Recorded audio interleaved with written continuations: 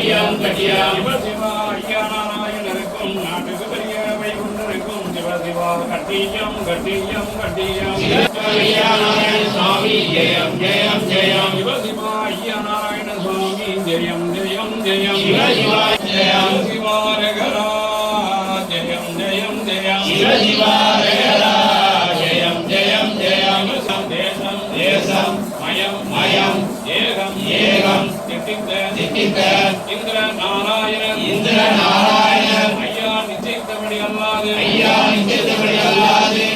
நிச்சயத்தபடி இல்ல ஐயாவே மனிதன் நிச்சயத்தபடி இல்ல ஐயாவே எங்கும் அங்கும் எங்கும் எங்கெங்கும் எவ்விருக்கும் எங்கள் ஐயா திவ திவ திவ திவா ரகரா ரகரா ஐயா திவ திவ திவ திவா ரகரா ரகரா திவ திவ திவா ரகரா ரகரா.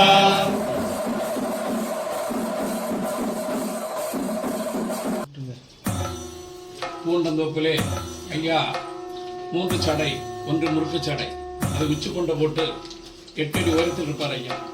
கருமேனியாக இருப்பான். தும்பிக்கை போல கொஞ்சம் தொந்தி வச்சிருப்பான் ஐயா. சாமி தோப்புல அந்த பூண்டந்தோப்பிலே 6 ஆண்டு தவம் இருந்து ஒரு மாமரத்து அடியில் தவம் இருந்து தவம் நிறைவேறிய பிறகு மக்களுக்கு நாம கொடுக்கிறார். அந்த காலகட்டத்திலே பார்த்தால் தீட்டு தொட்டால் தீட்டு என்ற ஒரு நிகாரத்தை வைத்திருந்தார்கள். அதனால ஐயா நாராயணன் மனிதர்வமாக வந்தமர்ந்து உடன் மனிதர்வமாகவும் பிரபஞ்சத்திலே பரமாத்மாவாகவும் ஐயா வந்து மக்களுக்கு தொட்டு நாமம் கொடுத்தான். நெத்தியிலே தொட்டு நாமம் வச்ச பிறகு தீர்ப்பு அழிந்தது என்று ஐயா ஆரம்பித்தார். அதுக்கு பிறகு பதம் ஐயா கைனால் கோரி கொடுத்தார். பதம் கைனால் கோரி கொடுத்தார்.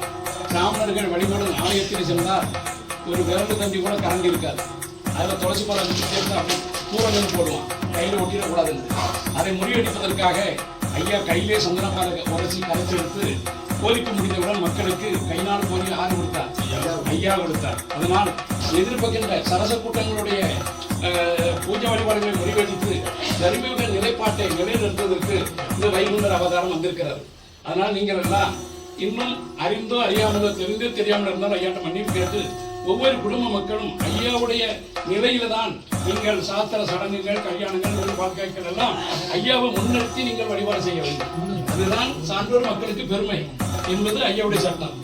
நம்மளுடைய காரியம் அடைந்தவுடன் நம்ம இஷ்டப்படி செய்யக்கூடாது, போகக்கூடாது என்று ஐயா சொல்லியிருக்கின்றார். உங்களுக்கு எல்லோருக்கும் நான் வந்திருக்கின்றேன். எல்லா சிறப்பு சடங்கு சாஸ்திரங்கள் திருமணங்கள் முதற்கொண்டு உங்களுக்கு செய்து அதை பார்க்க ஆரம்பிக்கிறார். ஐயா வந்திருக்கிறார். நம்ம தமிழிலே ஐயா என்பது உயர்ந்த சொல். தமிழிலே ஐயா என்ற சொல் உயர்ந்த சொல். தமிழ் மொழியிலே என்னை ஐயா என்று அழைங்க என்று சொன்னது யார்?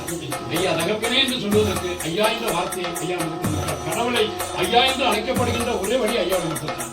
அதுக்கு பிறகு நீ எங்க போறேன்? முருகன் கோயில் போறேன், கிருஷ்ணன் கோயில் போறேன், ராமன் கோயில் போறேன் அப்படி ஒரு பேர் உச்சரித்துதான் சொல்வார்கள். இப்ப மாறப்பட்ட சாமியெல்லாம் மணியண்ணன் என்று போறேன் அப்படின்னு சொல்வார்கள் இல்லையா? ஆனால் இந்த உலகத்திலே தர்மம் என்று நிலைநாட்டி நமக்கு ஒருவர் சந்திக்கின்ற பொழுது ஐயா என்ற சொல்லை சந்திக்க வேண்டும். ஏன்?